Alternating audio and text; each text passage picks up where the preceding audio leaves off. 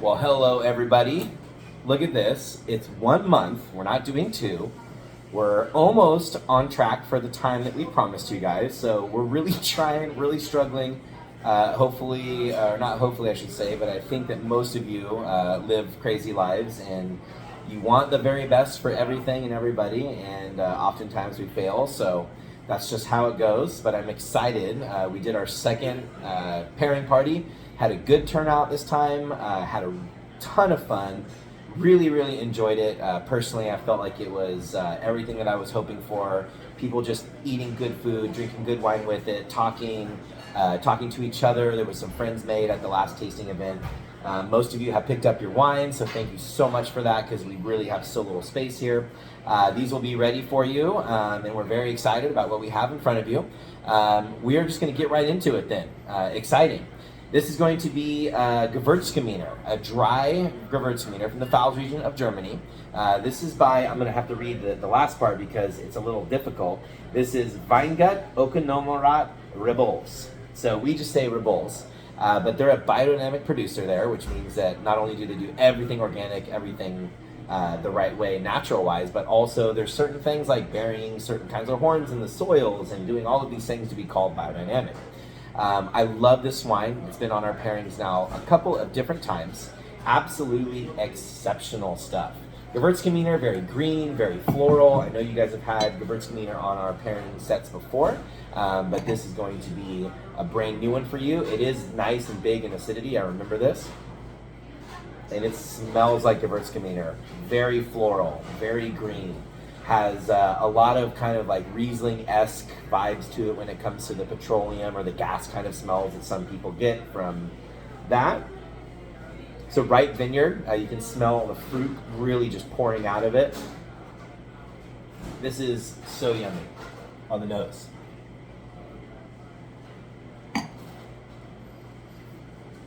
It's not chilled and still amazing. Acidity is really popping. So you're definitely going to be able to pair this up with a lot of different things. The florality. If you go to the farmer's market and get some asparagus, green almonds, do a green almond almondine on asparagus. Shave the green almonds into a pan with your butter, and then toss your blanched and chopped asparagus in it. It's hard to pair asparagus. It's a very green chlorophyll-filled vegetable, but this would just totally kick butt with it. I love it. You could do a little bit of mustard in there. I think would go really well with this Gewürztraminer. So get you some asparagus and some other green things and make yourself a nice opening starter. This could take a little spice. Get our green curry. We sell that with our bottle shop every Saturday from noon to 3. We do a bottle shop here. Retail pricing, super amazing prices on some great, interesting wines.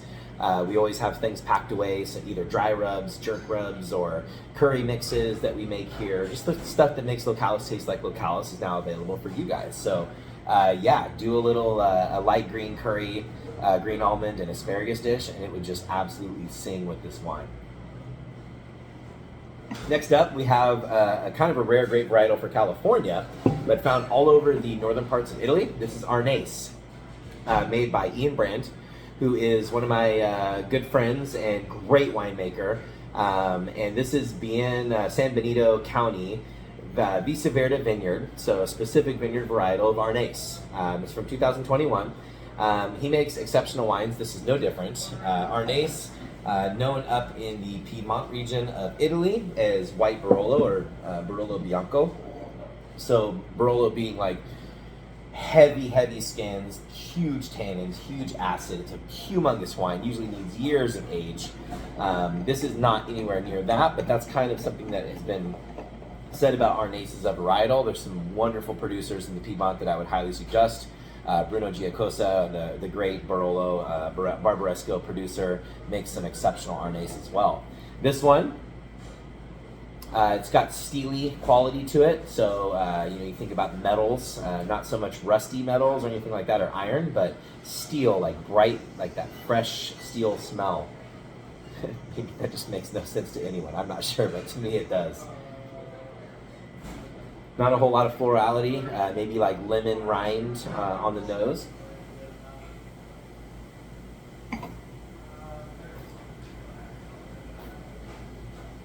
It's got grip. It's got depth. I can see why they would call it Barolo Bianco. This is fairly green in nature. I feel like it has a ton of minerality to it. It's got earthy characteristics. It's got some grip on the earthiness, on the finish that I think is really yummy. This is a fun wine. Might be a wine that on its own, you might love it and drink it like crazy. For me, this is a food wine. I think it's built for food. I would do some sort of roasted halibut dish. Halibut from California is beautiful right now. We just got in some from our friend Anthony Ferrari. Pan sear it lightly, don't overcook it, and pair it up with some olives and capers and lemon, almost like a piccata style. I think maybe go really well with this wine. But a nice fish with a decent amount of mouth texture and feel, as well as like the briny and acidic characteristics of piccata, I think would be super fire with this. You could also do something like a risotto. I think like a creamy, rich, cheesy risotto could be paired really well with this wine with its bright acidity and its minerality. I think it would cut through it well. But it's got that unctuous earthiness kind of characteristic that I talked about that I think would also kind of lend itself to following through with risotto. So really fun. Love this wine. Love you, Ian. Great winemaker. And on to the next. A newer wine to me. Only the producer, not the place. This is Sancerre, meaning 100% Sauvignon Blanc. It's one of the few places in the Loire Valley that they don't grow Chenin Blanc. This is by Dominique Roger. This is called Chêne Marchand. Sancerre being all the fruit has to come from that specific one. I know that this is a selection, very small amount selection of vineyards. Sancerre is a different style of Sauvignon Blanc. You're not going to get the same kind of characteristics as Sauvignon Blancs from either Bordeaux or from Australia, New Zealand area, but I will tell you it's a little bit closer to the style of Bordeaux than it is to anywhere else, including California. Sancerre is always going to be a little on the pricier side because it is a smaller area and there's not a whole lot of wine happening in that region. But the Loire Valley, some of my favorite, as you know, you probably had a ton of those in the restaurant or on the wine club on the nose. I mean, we said steely on the last one. I think this one is even more so, just very steely and clean, crisp, refreshing smelling at least. You get a little bit of the florality notes that you get from a traditional Sauvignon Blanc, but not what you would expect. None of those like grapefruity kind of qualities. Yeah, to me, it doesn't really have like a whole lot of grapefruit. It has different notes to it. Maybe a different varietal of grapefruit. I don't think of a sweet one. Maybe like marsh or pomelo maybe. Pomelo is probably a great draw on what this would smell like.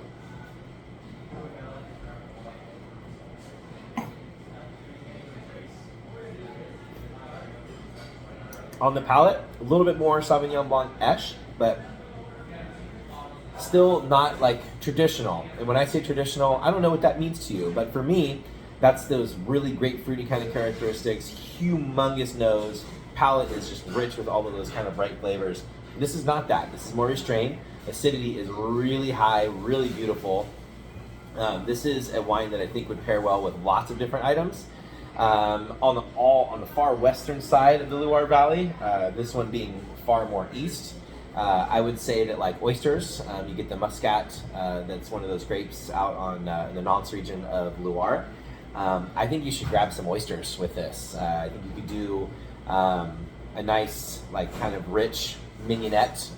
There's some cool things happening right now. If you do get some green almonds, maybe mince those up, throw them into some champagne vinegar, maybe a little bit of honey, but just to sweeten it up just ever so slightly, and then a bunch of herbs. I think this wine is geared for some beautiful herbs. You can do a ceviche with this too. I would stay away from the spice. This does have wonderfully high acidity, which doesn't create a whole lot of balance with spicy elements. So I would keep it a little bit away from that, maybe go into the green characteristics more. But a cool mignonette, which is just that dressing that they'll traditionally put over oysters, I think would be fantastic. Ceviche, fantastic if you kind of kept it green. Delicious, really fun wine. Hope you guys enjoy it immensely as much as I'm enjoying it now. Next up, I bought this just for you guys. Sometimes we draw things out of the cellar. Lately, I've just been getting more excited about finding really cool wines that I'm tasting when I'm doing all of these tastings that we do for the restaurant. But this is Domaine Vendôme. So this is going to be a representation of Syrah. I think that's really important for me because Syrah is one of my favorite grape varietals. This is Los Colères from 2020. It's Crozes Hermitage. You have the hill of Hermitage, and then you have Crozes Hermitage, which is kind of like a sub area of Hermitage, the hill itself. They do 100% Syrah there. I love Syrah. I love Rhone Syrah. We're pouring some pretty exceptional Rhone Syrahs on the pairing right now. But nonetheless, this one was purchased for you guys because I think it represents exactly what a Syrah from the Northern Rhone should taste like. So once again, Domaine Vendôme, really yummy. Yeah, on the nose, you're getting, I talk a lot in colors. You're getting the blue notes that I traditionally get from up there. There's definitely still some of that olive kind of brininess to it. Roasted meats, so caramelized animal fat, is kind of prevalent. A little bit of herbs, but a huge amount of blue fruit, which is kind of fun.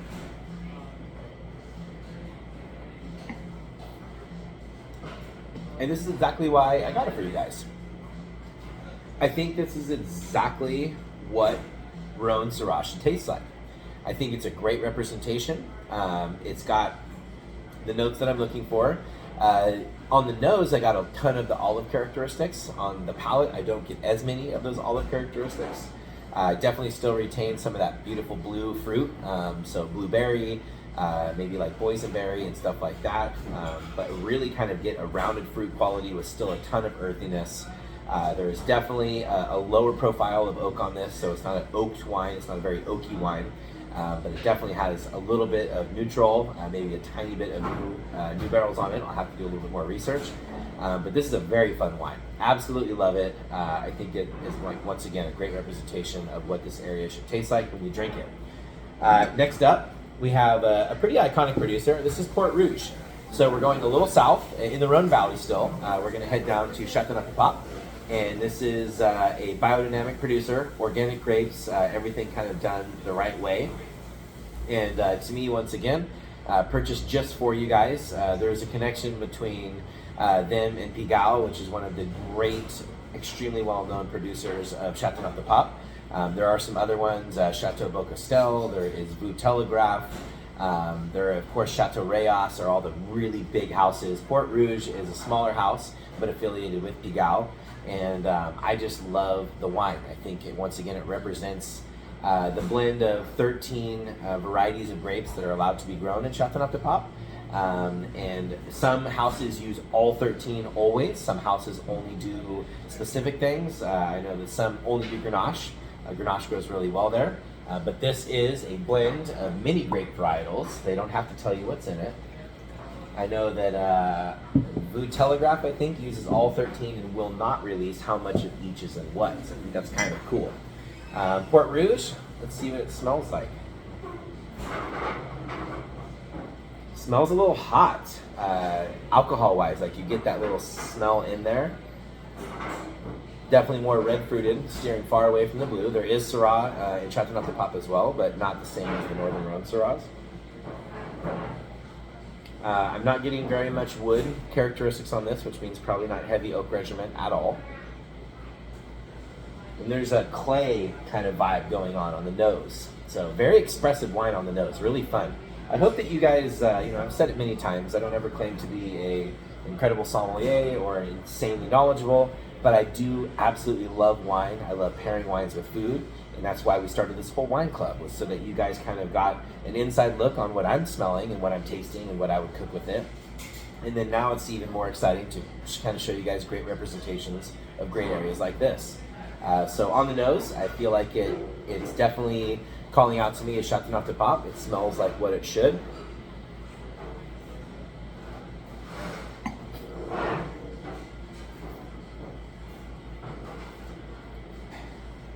So this is why I love Châteauneuf-du-Pape, and as the climate gets warmer, things can get overripe, meaning that you get really high alcohols, really high fruit concentration. You get things that are out of balance. This to me is still perfectly in balance. I can tell that they've harvested these grapes fairly early. There's still a really great amount of acidity, which completely leaves when grapes get super, super ripe. It loses that ability to be balanced with acidity and fruit. This is extremely well balanced still. I was looking down, it's 14.5 alcohol. I smelled it on the nose, but I didn't taste it in the wine. It's extremely integrated. So for me, I'm looking for wines that integrate well with high alcohol, high acid, high minerality, high whatever it is, oak. I want it to be integrated into the wine. I don't want to taste it up front, and this is not that at all. It's definitely red fruited. I wouldn't be surprised if Grenache was the predominant grape in here, but there's a lot of complexity in this, a lot of fun. I realized we didn't talk about Syrah, what to cook with, so real quickly we'll talk about the Domaine Vendôme. I definitely think you should get down on some lamb with that. Syrah and lamb is just mind-blowingly good. We're coming into strawberry season. If you took strawberries and cooked them down in some Worcestershire sauce and some balsamic vinegar and maybe a couple of other elements, lots of garlic and onion, make it a savory puree with lamb, I think that would be lights out with the Vendôme. Now that we're into the Port Rouge, which is our Chefin' off the pop, I'm kind of looking into what I think would be great. We're getting into summer mushrooms, morels are happening. Cook some pork or chicken, which I think are fairly neutral flavor profiles. I wouldn't do a braised dish with this, even though it does have high alcohol. I think this is good with guinea hen, with chicken, with pork chops, and then run alongside of that with some heavy aspects like maybe farro, like a rich, weedy kind of grain or something like that to pair with this. I think would be super yummy. I also think that as we're getting into that morel season, that morel mushrooms would be fantastic. Sometimes you don't want to hit a super earthy dish with an earthy wine. This wine is not earthy at all, in my opinion. So I would kind of like to counterplay those things with the dish. So if you did like a quick cream sauce, which is with a red wine, sometimes a little scary, but I think with this red wine being the acidity is so beautiful and pronounced in the wine, I think you can handle a little bit of morel cream sauce poured over like roasted chicken. I could braise chicken as well, so if it was the legs, I'd braise them off, keep some of the mushroom trim inside of that, and then pour like a nice rich kind of cream morel mushroom sauce over the top. I'm hungry right now, no joke. I really want to eat that and drink this wine. Hopefully you do that and let us know how it is once again. So Port Rouge. Well, I kept this for last because I thought it would be kind of fun. You guys have had Railsback Fraise before. This is not a new wine to you guys. The brothers that make these exceptional wines. This one is Bien Nacido Vineyard. This is one of those iconic California vineyards. Some of the great Chardonnays, wonderful Syrahs. There's just great producers. This was started by the gentleman that started Cupey winery, which is extremely famous. Had a falling out and now has his own brand called Lindquist, which is his last name. Him and his wife both make wine. And they are now parting out some of Bien Nacido to different people. I think they choose great winemakers, which is why they chose Railsback Fierce. I'm sure if they see this, they'll probably correct me. I know Lyle will for sure, which I love about them. But this is their 2020 Syrah, 100% Syrah, nothing else in here. I love their packaging. I think that it just harkens back to old school California, which is what they're going for. But great Syrah, sourced from one of the great vineyards of California, made by a great winemaker. How can you lose? Kind of fun to see the old world version of Syrah from Pros Hermitage and now New World Syrah from California. I know Lyle is a big fan of European wines as well, especially French wines. So I know that they make a style that's more significant to that versus traditional overripe Syrah that you get from the warmer parts of California. On the nose, different from the Vendôme, but similar. You still get some definite blue qualities to this. It is less earthy, more fruit forward than the Vendôme is. But just an exceptional wine. I mean, just really yummy. This is exactly what I want when I'm drinking a California Syrah. I feel like the cooler climate down here keeps the alcohols low, keeps the fruit concentration a little bit lower, which lets some of those other flavors kind of be a little bit more pronounced, but still smells very much like Syrah.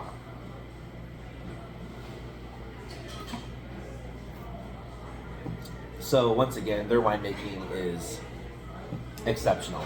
This is a wonderful Syrah. You could pair the same kinds of food with this Syrah. So lamb. This though, with the fruit quality being higher, I would go into the briny notes and kind of embellish those.